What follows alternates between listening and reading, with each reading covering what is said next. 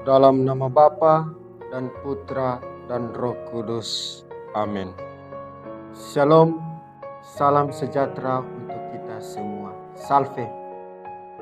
Salam jumpa bersama saya, Frater Romario Wandan, dalam edisi renungan Kamis 24 Agustus 2023. Saudara-saudariku yang terkasih, secara logika, secara logis, secara akal sehat, setiap dari kita biasanya sulit untuk menerima atau sulit untuk mempercayai sesuatu yang disampaikan kepada kita.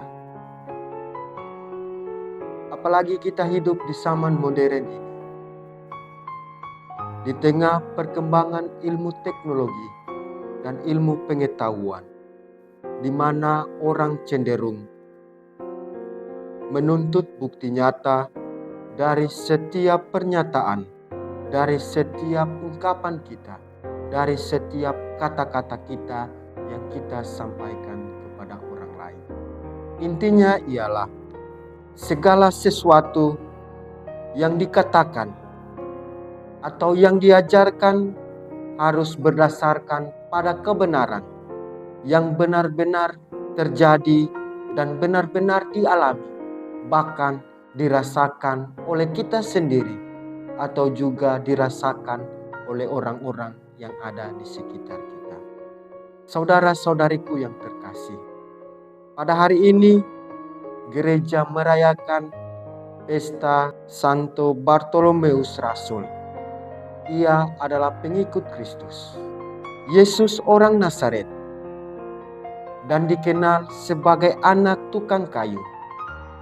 Dipandang rendah oleh Bartolomeus lewat pertanyaannya, mungkinkah sesuatu yang baik yang berasal dari Nazaret?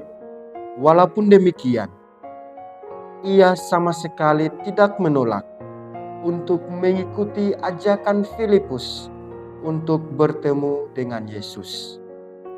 Ketika Yesus berkata demikian, "Sebelum Filipus memanggil engkau, aku telah melihat engkau di depan pohon ara." Kata-kata inilah yang membuat sehingga ia percaya kepada Sang Sabda itu.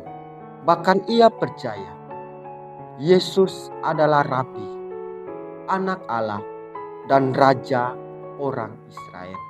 Pengenalan Yesus tentang dirinya membuat Bartolomeus terpesona kepada pribadi Yesus yang disebut dari Nazaret itu, yakni Yesus Kristus.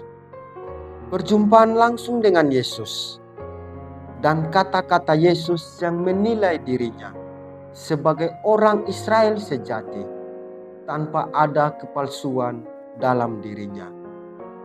Inilah membuat sehingga Bartolomeus bertobat dan menjadi pengikut Kristus, bahkan ia menjadi rasul. Yesus bahkan menjanjikan hal-hal yang besar kepada Bartolomeus kalau ia setia untuk mengikutinya. Bapak, Ibu, saudara-saudariku yang terkasih dalam Tuhan kita Yesus Kristus, kita pun demikian.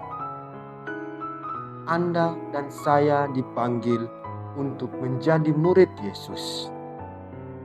Tetapi karena pengalaman yang kita alami, pengalaman yang kita rasakan setiap hari dalam perjalanan hidup kita, ada begitu cobaan, ada begitu banyak masalah, ada begitu banyak tantangan di dalam kehidupan kita. Dengan demikian, sehingga muncul keraguan, kecemasan, bahkan ketakutan di dalam diri kita untuk menjadi pengikut Kristus yang setia. Saudara-saudariku yang terkasih, namun lewat pesta Rasul Bartolomeus menjadi model suatu pertobatan dari keraguan dan sikap merendahkan orang lain menjadi tekad dan semangat untuk kita sebagai pengikut Kristus. Jika kita bertobat dan mau mengikuti Yesus, kita akan melihat hal-hal yang besar dari apa yang kita imani, yang Anda imani, yang saya imani, seperti yang telah dikatakan oleh Tuhan Yesus sendiri. Aku berkata kepadamu, sesungguhnya engkau akan melihat langit terbuka dan malaikat-malaikat Allah turun naik kepada Anak Manusia. Bapak, Ibu, saudara-saudariku yang terkasih, maka sudah sepantasnya lah kita bersyukur bersama dia, Bartolomeus, yang kini telah menikmati kedamaian bersama Allah dalam kerajaan surga.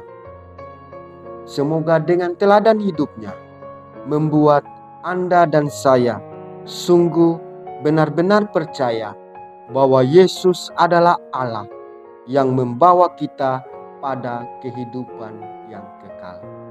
Oleh karena itu, Bapak, Ibu, saudara-saudariku yang terkasih,